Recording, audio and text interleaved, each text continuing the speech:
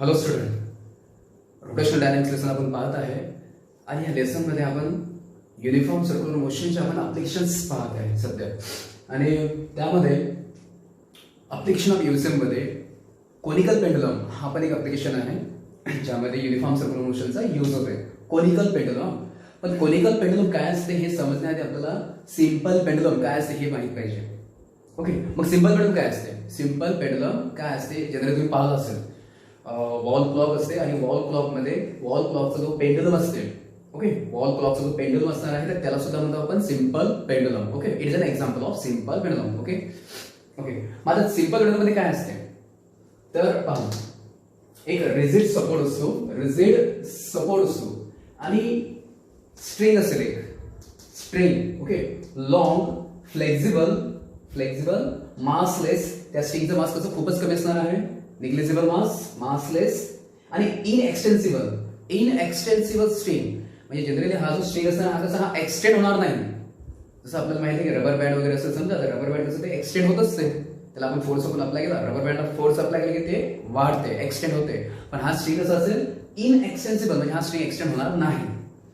Okay, string आहे long flexible massless इनएक्सटेन्सिबल string आहे आणि त्या स्ट्रिंगच्या एक एंड रिजिड सपोर्टला सस्पेंड केलेला, फिक्स केलेला आहे आणि याच स्ट्रिंगच्या सेकंड एंडला, अदर एंडला काय असते, एक मेटल बॉब असते. स्मॉल हेवी मेटल बॉब असते. आणि हा स्मॉल हेवी मेटल बॉब हा स्ट्रिंगच्या अदर एंडला फिक्स केलेला असते, कनेक्ट केलेला असते.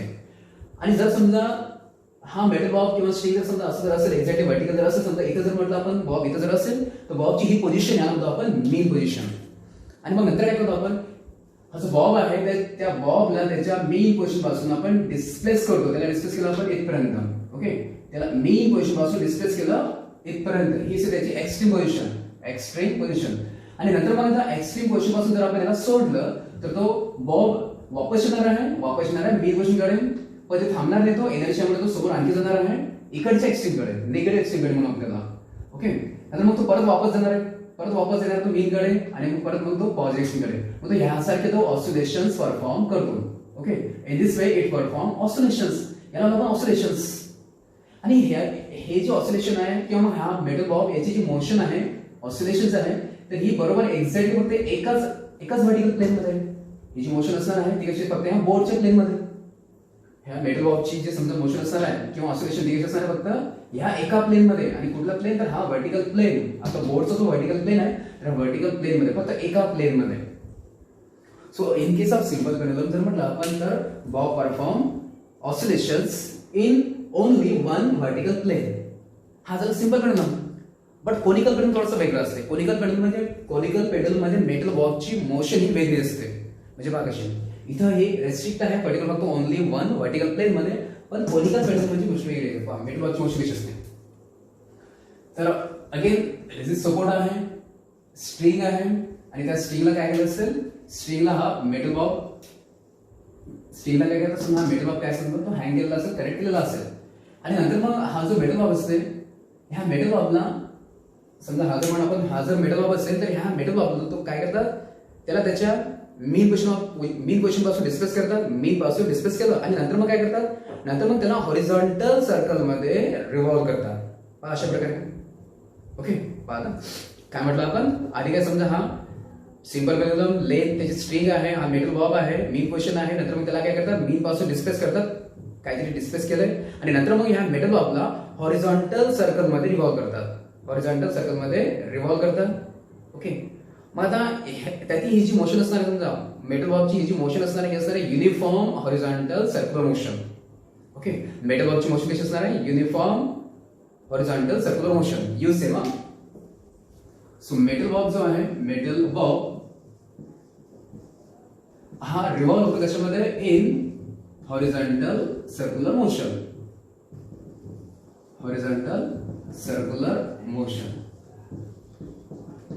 आणि त्याची मोशन असणार आहे ती मोशन असते uniform horizontal circular motion. Horizontal circular मध्ये ती यूज सेम परफॉर्म करते. आणखी मग तर कोनिकल पेंडुलमचा हा जो ही जी मोशन आहे, मोशन कशा प्रकारे असते की मेटल बॉब परफॉर्म करते हॉरिझॉन्टल सर्क्युलर मोशन. परंतु आता हा स्ट्रिंग पहा, स्ट्रिंग काय केलं आपण त्याला, ही त्याची समजा व्हर्टिकल पोझिशन असते, नंतर मग त्याला डिस्कस करतो आपण, नंतर मग तो असा मूव्ह होत आहे, तो असा मूव्ह होता. ओके, जेव्हा मेटल बॉब हॉरिझॉन्टल सर्कल मध्ये रिव्हॉल्व होणार आहे तर तेव्हा स्ट्रिंगची मोशन बघायची आहे. स्ट्रिंगची मोशन कशी आहे किंवा स्ट्रिंग ऍक्च्युअली काय डिस्क्राइब करत आहे. जर आपण कोनिकल वेव्हचं जर आपण स्ट्रिंग जर म्हटलं आपण, तर स्ट्रिंग हा जर असा जर म्हटलं आपण, तर हा एक प्रकार काय म्हणत आहे, कोन बनत आहे. ओके, हा काय बनत ऍक्च्युअली, हा बनत आहे कोन. हा जो स्ट्रिंग आहे, हा स्ट्रिंग डिस्क्राइब करते cone. String it will describe a cone. मग अशा प्रकारच्या पेंडुलमला जेव्हा सिंपल पेंडुलमचा मेटल बॉब हा परफॉर्म करते हॉरिझॉन्टल सर्क्युलर मोशन, आणि त्याचा जो स्ट्रिंग आहे हा स्ट्रिंग डिस्क्राइब करतो कोन, तर तेव्हा मग ह्या सारख्या पेंडुलमला, ह्या सारख्या सिंपल पेंडुलम म्हणतो आपण कोनिकल पेंडुलम. ओके, हा पण एक कोनिकल पेंडुलम, हा सुद्धा एक सिंपल पेंडुलमचा टाइपच असते, फक्त त्यात मोशन समजा तशा प्रकारची असते.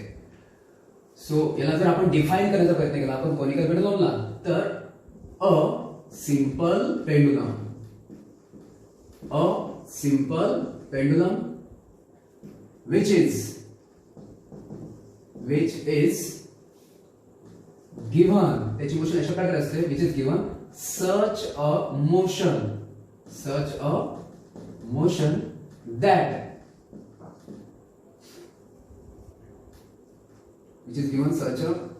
that the bob of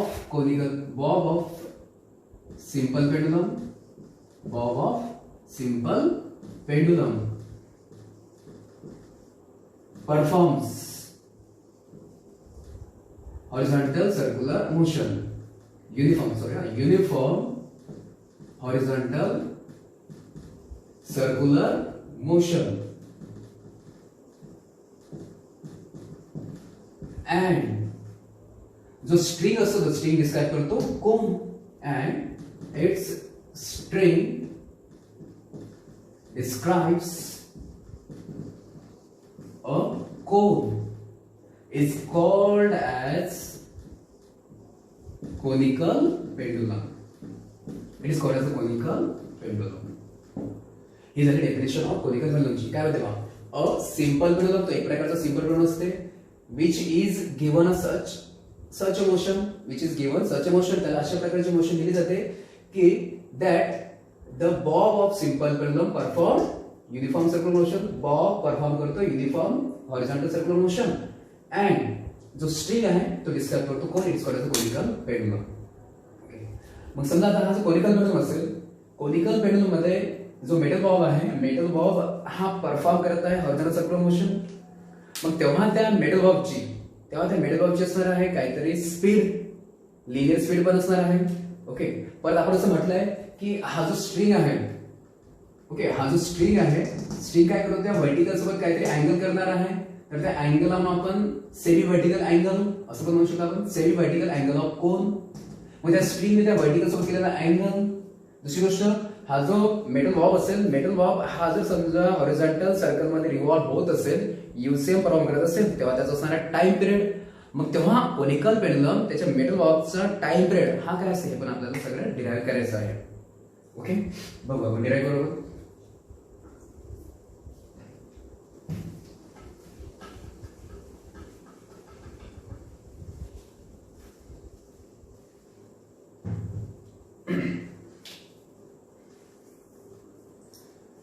तर कोनिकल पेंडुलम मध्ये काय असते, एक तर सपोज हा जो स्ट्रिंग आहे, जो स्ट्रिंग असेल तर त्याची लेंथ आहे एल त्याची लेंथ आहे L, it is the length of string, म्हणा किंवा मग लेंथ ऑफ कोनिकल पेंडुलम म्हणा. एस काय असतो, rigid support.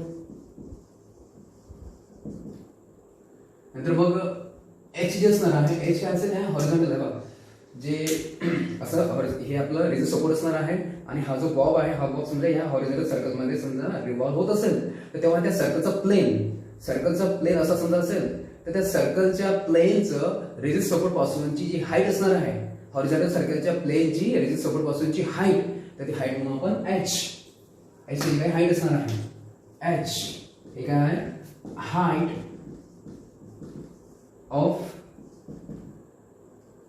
height of rigid support from horizontal circle or from plane of horizontal circle ना. ओके. आणखी म्हटलं आपण की r काय असेल त्या हॉरिझॉन्टल सर्कलची रेडियस असणार आहे. r असेल त्या हॉरिझॉन्टल सर्कलची रेडियस स्मॉल r,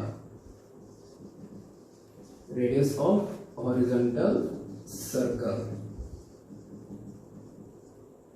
आणि हा जो बॉब म्हटला आपण मेटल बॉब असणार आहे. तर मेटल बॉब त्याचं मास असेल m is the mass of Bob of conical pendulum.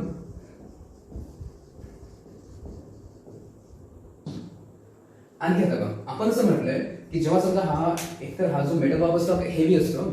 हा मेटल बॉब कसा असतो तो हेवी असतो. Heavy metal Bob, heavy metal Bob. आणि आपण याला कन्सिडर करतो आपण point mass. It is considered as point mass. Heavy metal Bob असतो त्याला आपण कन्सिडर करतो point metal Bob, point mass. आणि आपण असं म्हटलंय की जेव्हा हा हेवी पॉइंट मास ह्या स्ट्रिंगला सस्पेंड केलेला आहे, कनेक्ट केलेला असेल तर तेव्हा मग या स्ट्रिंग मध्ये काय आलं पाहिजे, टेन्शन. ओके, स्ट्रिंग मध्ये ताण आला पाहिजे. मग स्ट्रिंग मध्ये काय असते, टेन्शन असते. जेव्हा समजा हा मेटल बॉब रिव्हॉल्व होतो हॉरिझॉन्टल सर्कल मध्ये तर तेव्हा त्या स्ट्रिंग मध्ये असते टेन्शन. आणि ते टेन्शनची डायरेक्शन कशी असणार, ती असणार आहे अलॉंग द स्ट्रिंग आणि कुठेकडे towards the support.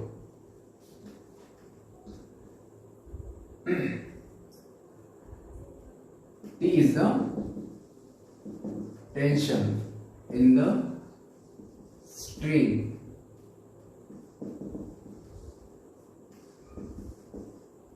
along the string towards the support.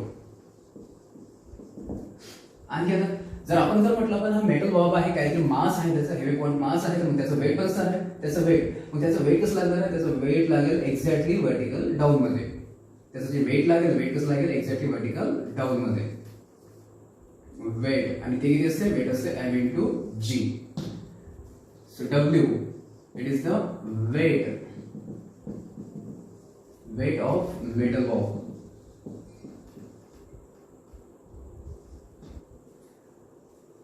Okay. आणि हा जो थीटा असते, थीटा काय असेल त्या स्ट्रिंगने व्हर्टिकल सोबत केलेला अँगल, तर त्याला म्हणून आपण सेमी व्हर्टिकल अँगल सुद्धा म्हणतात. So theta it is the semi vertical angle made by string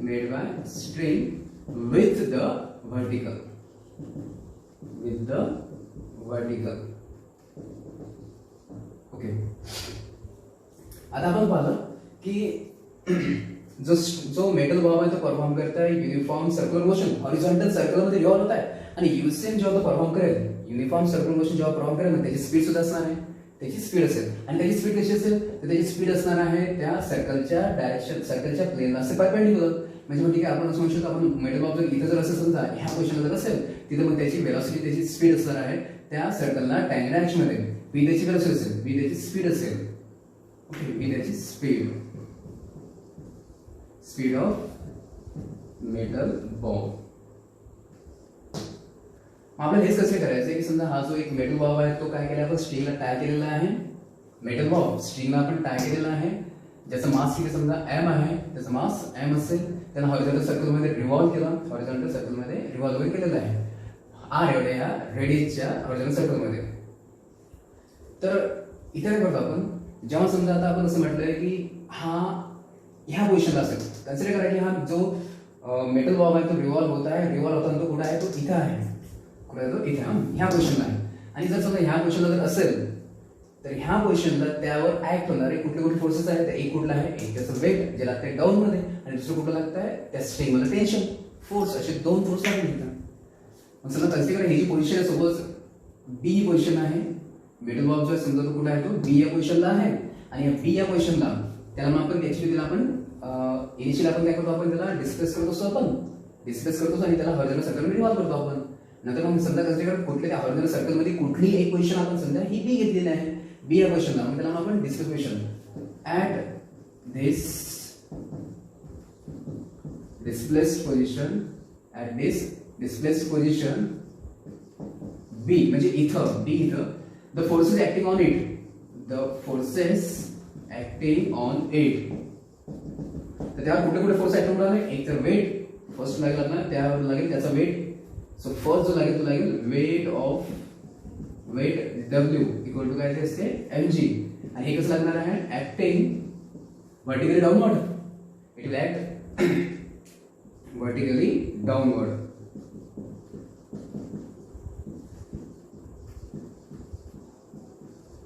okay, दुसरा कोणता फोर्स लागतोय, दुसरा फोर्स लागणार आहे त्या स्ट्रिंगमध्ये टेन्शन T, आणि ती कसं लागेल त्या स्ट्रिंगच्या डायरेक्शन मध्ये आणि सपोर्ट कडे.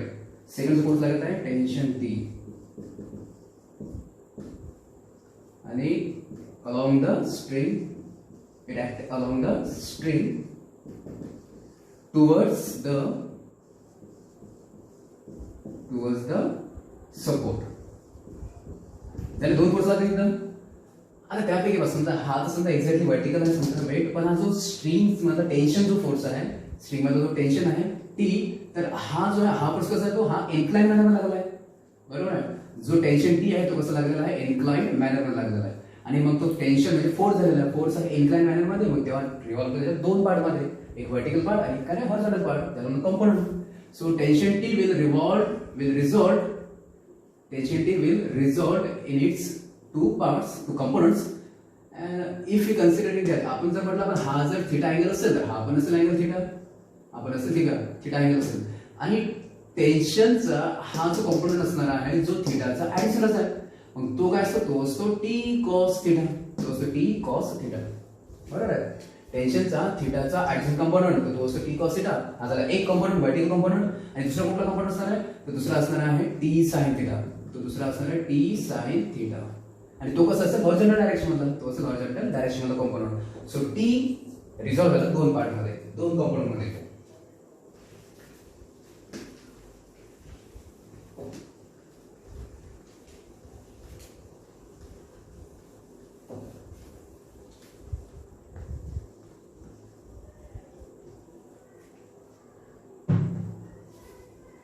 So tension T is resolved into its two components, दोन components मध्ये तो रिझॉल्व होणार आहे. पहिला कोणता कंपोनंट आहे, तो आहे vertical component T cos theta, T cos theta. हा कसा ऍक्ट होत आहे, acting vertically upward, acting vertically upward. दुसरा कुठला आहे T sin थीटा, तो कसा ऍक्ट होत आहे हॉरिझॉन्टल, आणि तो असणार आहे त्या सर्कलच्या सेंटरकडे. सो सेकंड जो आहे component T sin theta, T sin theta, हा कसा ऍक्ट होणार हॉरिझॉन्टल डायरेक्शन मध्ये, ऍक्टिंग हॉरिझॉन्टली, ऍक्टिंग हॉरिझॉन्टली आणि टुवर्ड्स द सेंटर. ओके, आता जो टेन्शन T होता तो रिझॉल्व झाला दोन पार्ट मध्ये. आता इथे फोर्सेस कुठे लागतात का, जो T होता T, तर त्या T च्या ठिकाणी हे त्याचे दोन कंपोनंट ऍड झालेले आहे.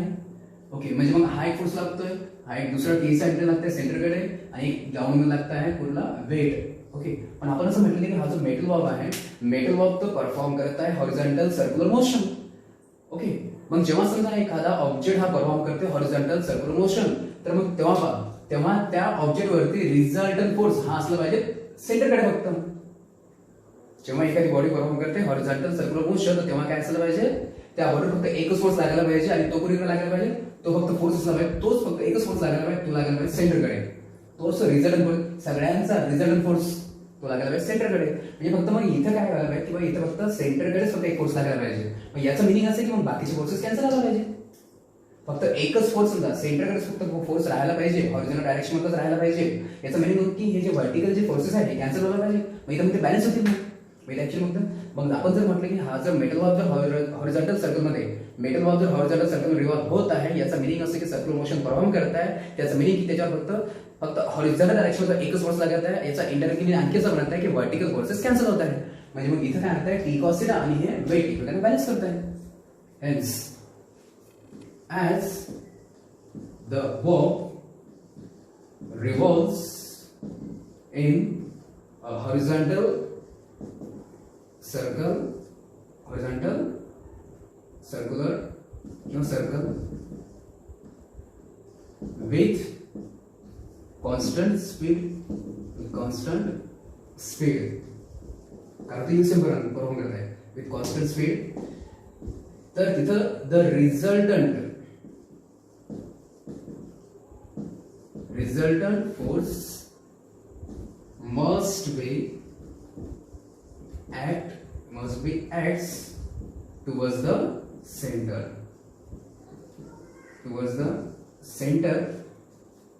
किंवा acts horizontal ना, acts वाला है तो horizontally towards the center, acts horizontally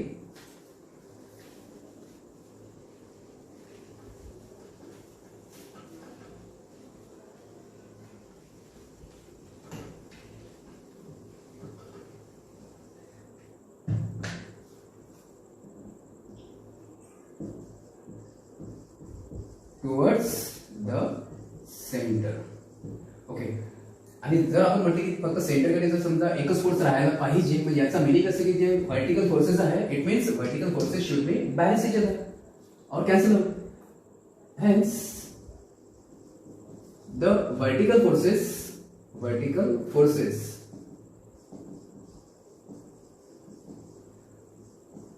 should be cancelled out.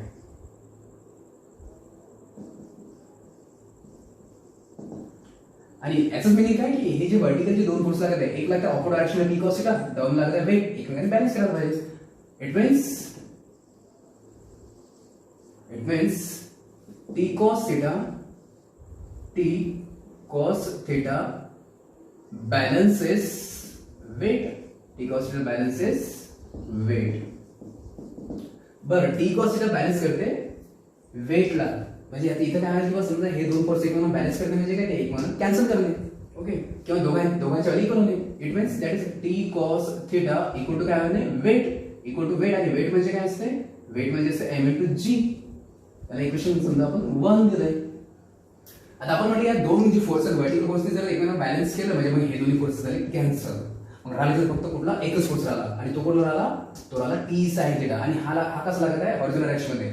आणि मग आपण असं म्हटलंय की हाच एकच फोर्स लागतोय, आणि जी समजा जी मेटल बॉब आहे, बॉडी आहे, तर ती परफॉर्म करते horizontal circular motion. Horizontal circular motion जर परफॉर्म करत आहे, एकच फोर्स लागत आहे टी साइन थीटा, म्हणजे मग त्या बॉडीला सर्क्युलर मोशन साठी पाहिजे असेल एफसीपी, तो याच फोर्स म्हणून मिळत असेल, किंवा मग हाच तो असेल एफसीपी. हा जो टी साइन थीटा असेल हाच काय असेल, एफसीपी असणार आहे. ओके. कारण बॉडी परफॉर्म करते हॉरिझॉन्टल सर्क्युलर मोशन, म्हणून मग T sine theta. Hence T sine theta provides, हा जो कंपोनंट आहे,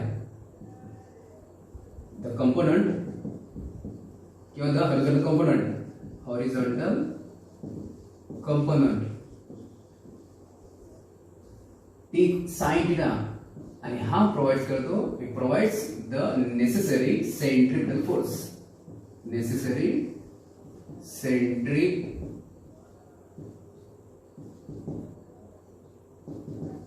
सेंट्रिपिटल फोर्स. ओके.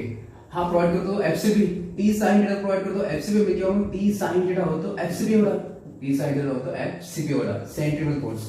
मग आता समजा आपण जर म्हटलं की हा जो मेटल बॉब आहे तो हॉरिझॉन्टल सर्कल रिव्हॉल्व होत आहे, व्ही त्याची स्पीड आहे, व्ही त्याची स्पीड समजा असेल.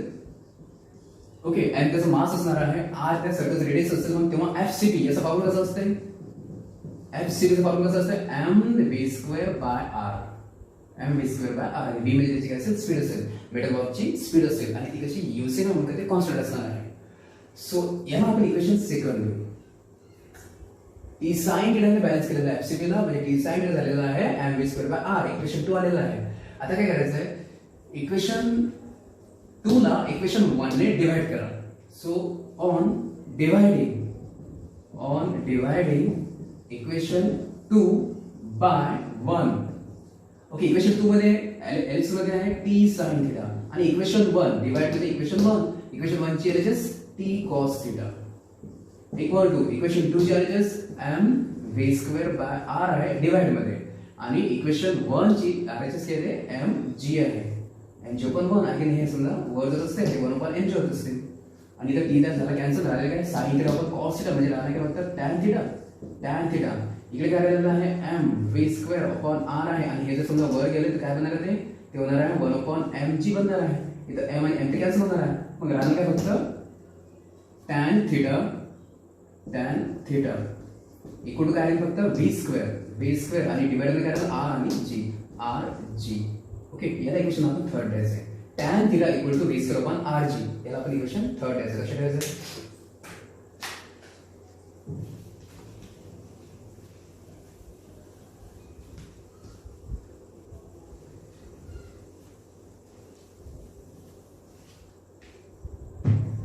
So we have the equation third, tan theta equal to काय v square upon r g आहे. इक्वेशन आपण याला जे 3 म्हटलेलं आहे तर ह्या इक्वेशन वरून आपण जी v आहे म्हणजे स्पीड आणि स्पीड कोणाची आहे मिडल बॉब जो हॉरिझॉन्टल सर्कल मध्ये रेव्हॉल्व होत आहे तर त्या मिडल बॉबची किंवा कोनिकल पेंडुलमच्या मिडल बॉबची स्पीड आपण फाइंड करू शकतो. आपण काय करू आपण r g ला पण इकडे डिवाइड करून देऊ मग तुम्हाला काय मिळणार आहे r g tan theta.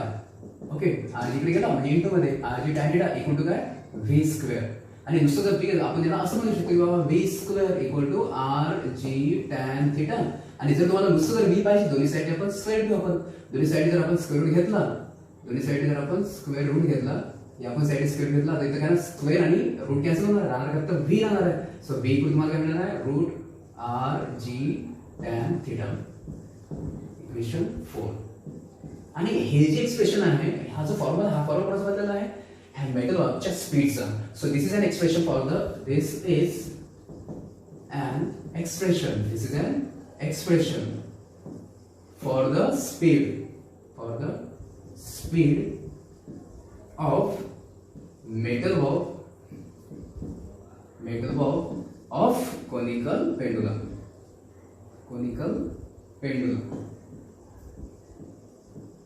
Numerical मध्ये जर समजा तुम्हाला स्पीड जर काढायची असेल कोनिकल पेंडुलमच्या मेटल बॉबची स्पीड काढायची असेल आपण हा फॉर्म्युला यूज करायचा root r g tan theta. Again आता जर आपण इक्वेशन थर्ड मध्ये जर आपण इथं tan थीटा आहे थीटा म्हणजे काय असते हा अँगल स्क्रीनने वर्टिकल सोबत केलेला अँगल सुद्धा आपण फाइंड करू शकतो. आपण म्हणजे पाहायचं इक्वेशन 3 चा यूज करून bye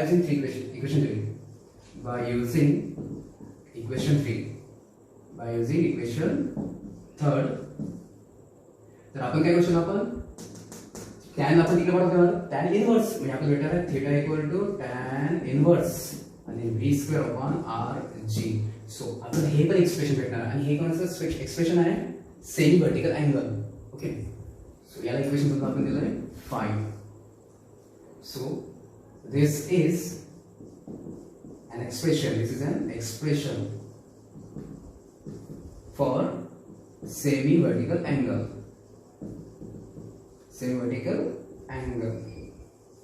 of conical pendulum made by string with the vertical. हा झाला थीटाचा पण झाला फॉर्म्युला. अगेन आता हा जो मेटल बॉब आहे metal Bob horizontal circular motion perform करत आहे. आता हॉरिझॉन्टल सर्क्युलर मध्ये त्याची यूसीएम परफॉर्म करत आहे आणि युनिफॉर्म सर्क्युलर मोशन मध्ये त्याचा असो टाइम पिरियड आपल्याला टाइम पिरियड सुद्धा करायचा आहे.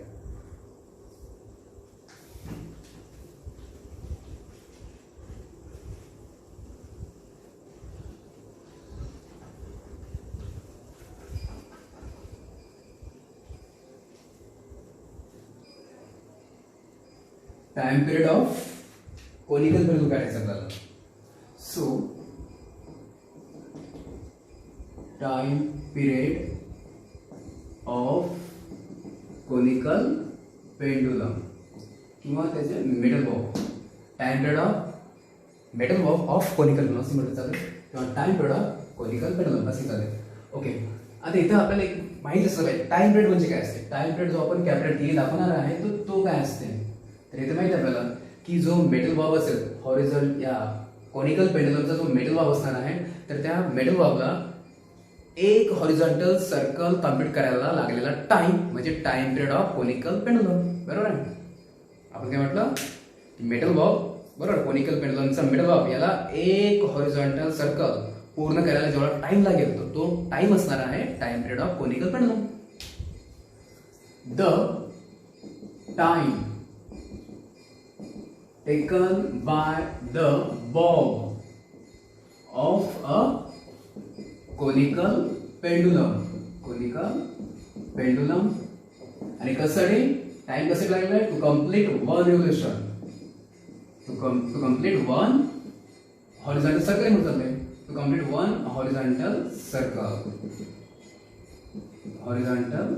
Circle is called as time period of conical pendulum. Time period of conical pendulum. Okay, ही झाली definition time period of conical पेंडुलमची. काय time taken by the bob of conical pendulum to complete one horizontal circle is called as the time period of conical pendulum. दाखवू आपण कशी आपल्याला T ने आणि त्याचा पण आपण फॉर्म्युला काढायचा आहे आणि त्याचा फॉर्म्युला काढण्यासाठी आपण यूज करू आपण जी स्पीड आहे स्पीड ऑफ बॉब कोनिकल पेंडुलमच्या बॉबची स्पीड लिनियर स्पीड त्याचा यूज करू ना. So by using an expression for linear speed of bob of conical pendulum. तर कोनिकल पेंडुलम त्याच्या मेटल बॉबची जी लिनियर स्पीड आहे लिनियर स्पीड किती असते v equal to root R G tan theta असते. ओके, आता ही झाली लिनियर स्पीड पण आपल्याला एक माहित आहे हॉरिझॉन्टल सर्क्युलर मोशन मध्ये किंवा युनिफॉर्म सर्क्युलर मोशन मध्ये linear speed v equal to काय असते r इंटू ओमेगा रेडियस आणि अँगुलर स्पीड. मग आपण इथे पुट करू आपण. सो v काय बनणार आहे r into omega equal to root R G tan theta. Again r ला पण शिफ्ट करून तुम्हाला भेटणार omega. So omega angular speed ते काय म्हणतात आर जी टॅन थिटा आणि हा आर गेला डिवाइड मध्ये. ओके, आणि ह्या आर याला जर समजा आपल्याला या रूट वर जर लिहायचं असेल रूट वर जर पाठवायचं असेल आपल्याला शिफ्ट करायचं असेल तर आपण काय करायचं आहे तर त्याचं करतात स्क्वेअर. ओके, आर बाहेर असते त्याला जर रूट मध्ये लिहायचं असेल तर करतो आपण स्क्वेअर. मग वरचा एक आर आणि ह्यामध्ये एक आर झाला कॅन्सल आणि मग राहिला काय वाटतं राहिला बघते बघ इथं जी टॅन थिटा आणि आपण मध्ये काय राहिलं इथं फक्त आर आलेला आहे. सो ओमेगा अँगुलर स्पीड याचा मला फॉर्म्युला भेटला आहे अँगुलर स्पीड याचा मला फॉर्म्युला भेटलेला आहे.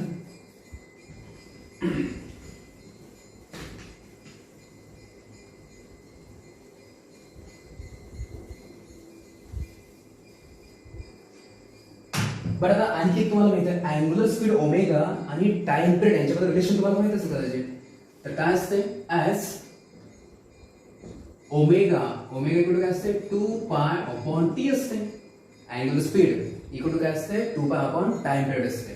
मग आपण लिहू पण तिथं मग तुम्हाला काय मिळतं तिथं ओमेगा इक्वल टू काय म्हणत आहे omega equal to 2 pi upon T आहे पुट करा इथं ओमेगा ठिकाणी हे पुट करा. म्हणजे काय म्हणतो तुम्हाला हेन्स की 2 pi upon T equal to काय म्हटलं आपण तिकडे राहिले तिकडे जी टॅन थिटा आणि अपॉन मध्ये काय अपॉन मध्ये आर आहे.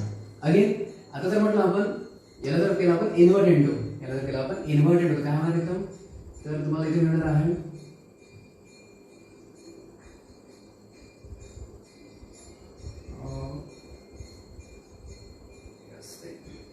काय मिळणार जर समजा टी अपॉन 2 पाय आणि इकडे काय होणार आहे इकडे हा आर वर जाणार आहे आणि जी टॅन थिटा हा डिवाइड मध्ये जाणार आहे.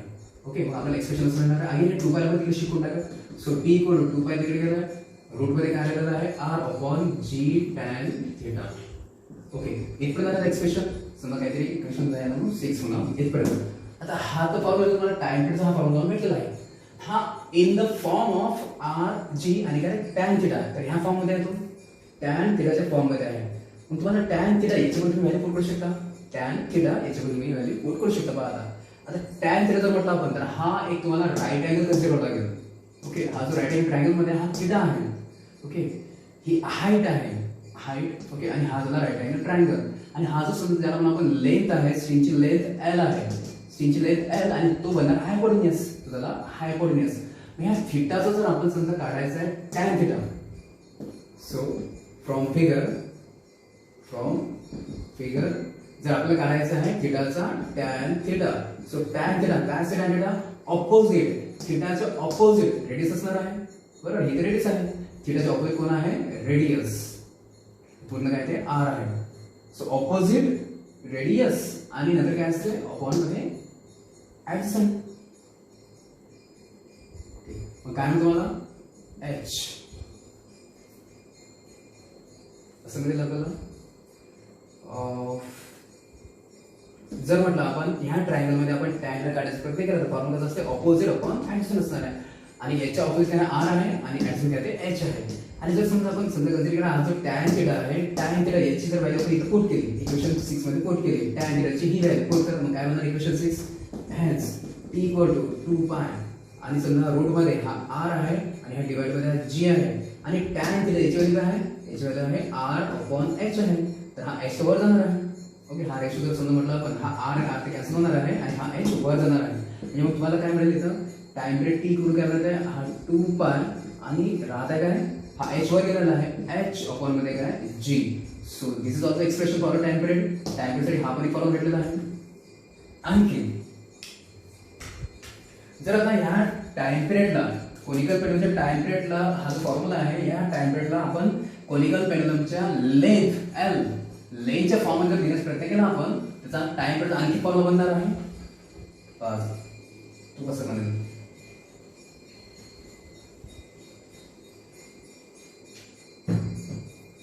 hence t equal to आपल्याकडे t इक्वल टू काय? t इक्वल टू आपल्याकडे आहे 2 पाय रूट मध्ये h अपॉन g आहे. हे एक्सप्रेशन आहे in the form of h आणि g आहे. त्याला लिहायचं आहे त्या टाइम पिरियडला आपल्याला लिहायचं आहे in the form of length. ते कसं लिहावं आपण? परत हा ट्रायंगल आहे आणि ह्या ट्रायंगल मध्ये जर म्हटलं आपण थिटा आहे, थिटाचा जर हा झाला ऍडजसंट h आहे, थिटाचा ऍडजसंट आहे h आणि हा हायपोटेन्युअस आहे l. मग ह्याच थिटाचा आपण जर काढायचं cos theta, so cos theta कसं असते? ऍडजसंट. ऍडजसंट काय आहे? तर h आणि अपॉन मध्ये असते हायपोटेन्युअस म्हणजे काय? l. आणि जर h जर काढायचं म्हटलं आपण l आपण इथे शिफ्ट करून टाकू, तुम्हाला भेटणार l cos theta equal to काय? h. म्हणजे h याची व्हॅल्यू काय असते? l cos theta. इथे पुट करून टाकू, तुम्हाला टाइम पिरियड जो तुम्हाला भेटणार आहे t इक्वल टू 2 पाय रूट मध्ये h, पण h वर किती आहे? l cos थिटा आणि अपॉन मध्ये काय? g. आणि which is the required final expression for the time period. हा जो फॉर्म्युला आहे तर हा झाला टाइम पिरियडचा final formula, final expression. Okay, whenever you require to find the time period of conical pendulum, then we will use this formula. Okay, we may use this formula or again we can use this also, r upon g tan theta. तुम्ही कुठले formula use करू शकता. Okay, पण आपलं हे झालं final expression. So this is an final expression. This is an expression for the time period. For the time period of conical pendulum. Okay.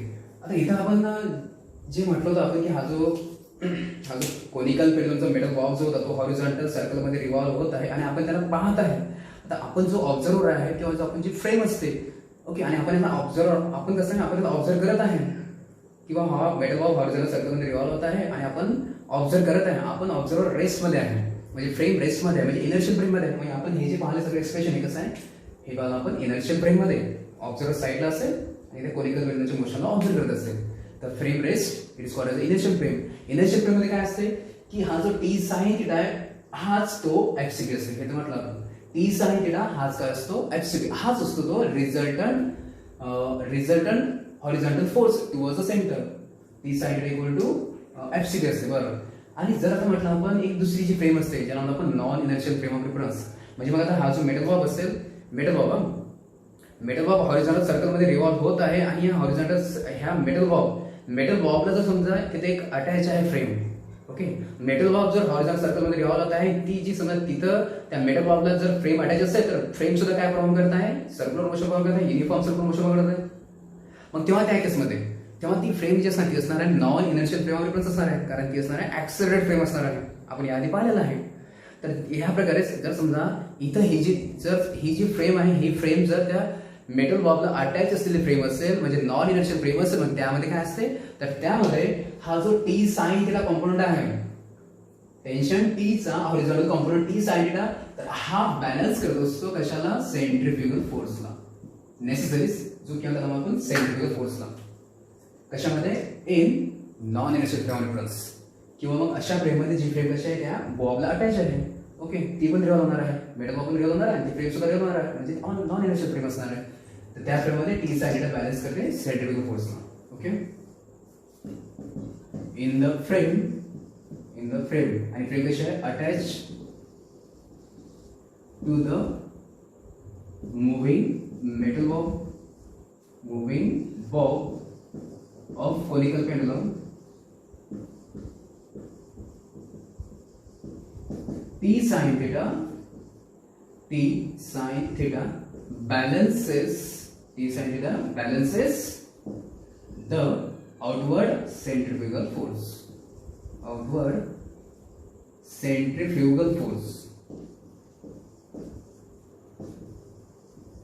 Okay, इथं आपल्याला आणखी इथपर्यंत आपण समजा टाइम पिरियडचं समजा एक्सप्रेशन पर्यंत आपलं एक्सप्रेशन कंप्लीट झालेलं आहे, डेरिव्हेशन कंप्लीट झालेलं आहे. परत आता आणखी आपल्याला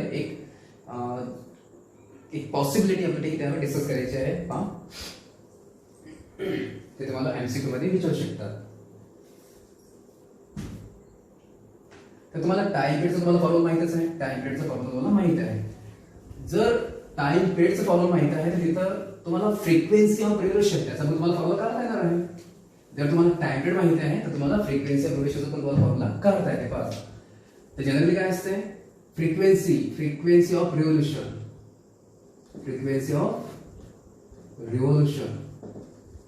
जी एन असते, आणि एन काय असते, reciprocal of time period. Frequency of revolution N काय असते, reciprocal of time period.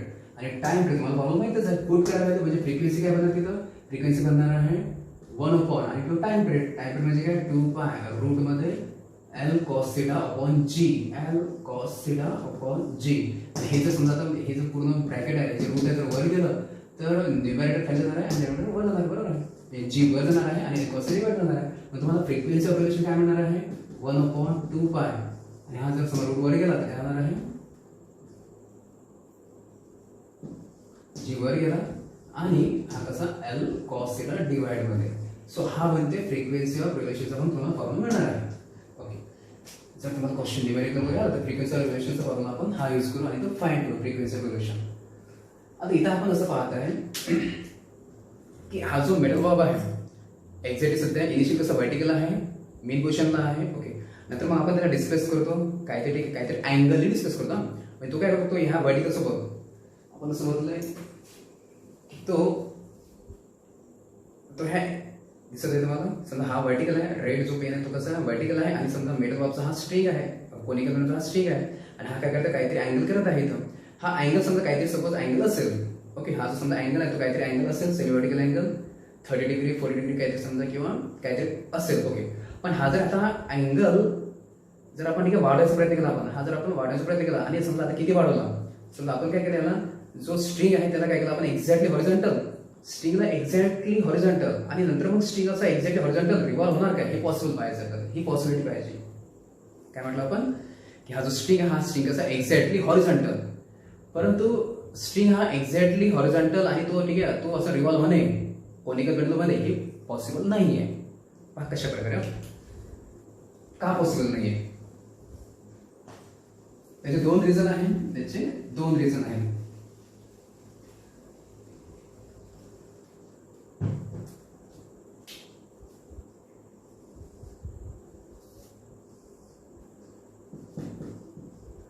The string of conical pendulum,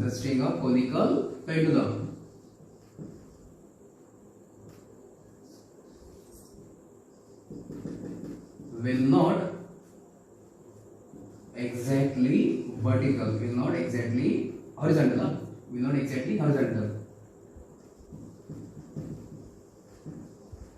because त्याचे दोन रिझन आहेत. पहिलं पहा, आपण काय म्हटलंय की एक्झॅक्टली हॉरिझॉन्टल नाही, काहीतरी थोडासा अँगल कमी असेल, ओके, तर त्या केसमध्ये आपल्याला असं माहिती आहे की त्या बॉडीचं किंवा त्या बॉबचं वेट लागते डाऊनमध्ये, आणि ते वेट बॅलन्स करायला म्हणजे सर्क्युलर मोशन परफॉर्म करायचे, तर ते वेट बॅलन्स करण्यासाठी टेन्शन टीचा हा व्हर्टिकल कंपाऊंड असतो, आणि तो कंपाऊंड काय करतो, तो कंपाऊंड त्या वेटला बॅलन्स करतो, वेटला कॅन्सल करते, आणि म्हणून मग ते समजा फक्त राहते काय, फक्त हॉरिझॉन्टल फोर्स राहते, ओके. आणि म्हणून मग आता असं म्हटलेलं आहे की तिथं वेट बॅलन्स होते या व्हर्टिकल फोर्समुळे जेव्हा अँगल कमी असेल. पण ठीक आहे, आपण जर म्हटलं जर अँगल ठीक आहे, जर समजा जास्त झाला अँगल, काय झाला हा जर जास्त झाला अँगल, मग तेव्हा काय पॉसिबल आहे, हा सपोर्ट आहे, हा व्हर्टिकल आहे, आणि समजा काय म्हटलं आपण स्ट्रिंग आता ह्या डायरेक्शनला गेला, स्ट्रिंग गेला एक्झॅक्टली हॉरिझॉन्टल. स्ट्रिंगचं म्हटलं आपण एक्झॅक्टली हॉरिझॉन्टल, तर तिथे काय होणार आहे, त्याचं वेट कसं ऍक्ट व्हायला पाहिजे, वेट ऍक्ट व्हायला पाहिजे डाऊन मध्ये, वेट ऍक्ट व्हायला पाहिजे तसं डाऊन मध्ये, ओके. पण आता जेव्हा स्ट्रिंग झाला एक्झॅक्टली हॉरिझॉन्टल, तर टेन्शन कसं झालं, एक्झॅक्टली हॉरिझॉन्टल. स्ट्रिंग जर हॉरिझॉन्टल झाला तर मग तेव्हा त्याच्यामध्ये टेन्शन, स्ट्रिंगमध्ये टेन्शन सुद्धा काय असेल, ते असेल एक्झॅक्टली हॉरिझॉन्टल. मग तेव्हा त्या स्ट्रिंगचा टेन्शनचा जो vertical component T cos theta हा तो झिरो होणार आहे. जेव्हा काय म्हटलं आपण, जो टेन्शन आहे स्ट्रिंग जो आहे, स्ट्रिंग हा एक्झॅक्टली जर हॉरिझॉन्टल आहे, तर तेव्हा त्या टेन्शनचा असा व्हर्टिकल कंपाऊंड तो नसणारच आहे, तो झिरो असणार आहे. म्हणजे मग आता ह्या पोझिशनला टी कॉस थिटा नाही आहे, म्हणजे व्हर्टिकल कंपाऊंड नाही आहे, व्हर्टिकल फोर्स नाही आहे. पण त्याचं जे वेट आहे त्याचं वेट बॅलन्स करायला अपवर्ड डायरेक्शनला फोर्स नाहीच आहे, ओके. मग त्याचं वेट बॅलन्स करायला अपवर्ड डायरेक्शनमध्ये फोर्स नाही आहे, अपवर्ड मध्ये कुठलाच फोर्स नाही आहे.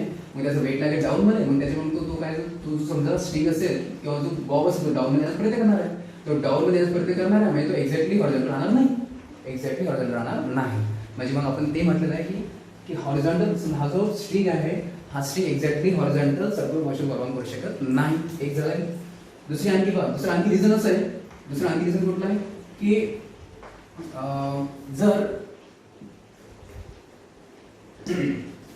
आपण असं म्हटलं की स्ट्रिंग जर असेल एक्झॅक्टली हॉरिझॉन्टल, मग तेव्हा तिथं अँगल किती बनणार आहे, अँगल बनणार आहे 90. इथं थिटा किती बनणार आहे, थिटा बनणार 90. मग थिटा जर 90 बनलाय, मग तेव्हा टाइम पिरियड काय बनतो, थिटा पुट करायला आपण 90.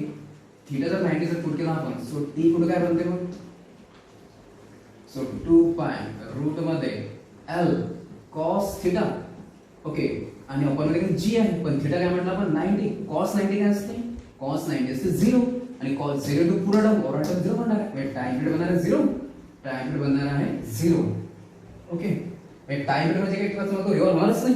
टाइम पिरियड 0 म्हणजे काय, तो रिव्हॉल्व होणारच नाही, म्हणजे हॉरिझॉन्टल सर्कल रिव्हॉल्व होणारच नाही, ओके. म्हणजे मग तिने हे जर म्हटलं आपण स्ट्रिंग हॉरिझॉन्टल अँगल 90 म्हणजे टाइम पिरियड 0, मग टाइम पिरियड जर 0 समजा म्हणजे काहीच मोशन पॉसिबल नाहीये, म्हणजे मग हा स्ट्रिंग एक्झॅक्ट हॉरिझॉन्टल पण राहू शकत नाही, केवळ पॉसिबल नाही. दुसरी गोष्ट फ्रिक्वेन्सी काय बनणार आहे, फ्रिक्वेन्सी जर म्हटलं आपण इथं बघा, थिटा जर म्हटलं आपण 90, थिटा म्हटलं आपण किती, इथं म्हटलं आपण 90, म्हणजे मग एन इक्वल काय बनणार 1/2 रूट मध्ये जी एल, आणि काय म्हटलं आपण cos 90, okay. Cos 90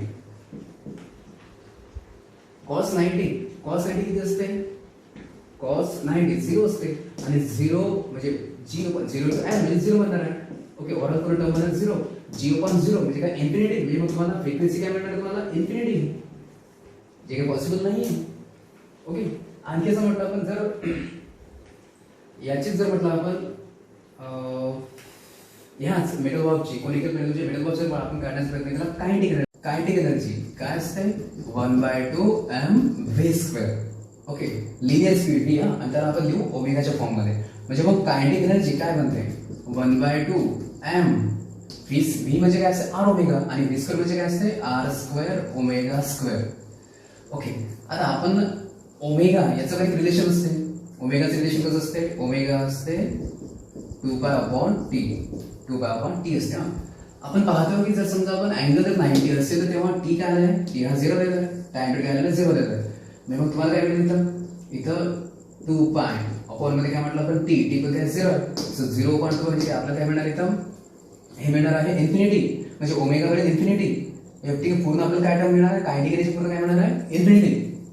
so kinetic energy it will also become infinity, and which is not possible, म्हणजे हे शक्य नाहीये. याचा मिनिंग असं आहे की जर समजा आपण म्हटलं की हॉरिझॉन्टल जर स्ट्रिंग जर हा कम्प्लिटली एक्झॅक्टली हॉरिझॉन्टल आणि तसं जर मूव्ह झाला तर हे पॉसिबल नाहीये. कारण त्या केसमध्ये पहिली पॉसिबल कुठली आपण म्हटलं की वेट त्याला व्हर्टिकल फोर्स नसेल, तर टेन्शनचा व्हर्टिकल फोर्स नसेल, तर वेटला बॅलन्स करणारा व्हर्टिकल फोर्स नसेल, तर मग त्यामुळे स्ट्रिंगचा मग तो डाऊन येणार आहे. ओके, वेट लागते ना, वेटमुळे डाऊन येणार आहे, म्हणजे मग तो स्ट्रिंग व्हर्टिकल एक्झॅक्टली व्हायला पॉसिबल नाही आहे. दुसरी गोष्ट की टाइम बेट झिरो म्हणा, फ्रिक्वेन्सी इन्फिनिटी म्हणा किंवा कायनेटिक एनर्जी इन्फिनिटी म्हणा, असं होणार आहे. जर समजा अँगल 90 म्हटलं तर असं होणार आहे, हे पण पॉसिबल नाही आहे. So these are the some possibilities. Okay.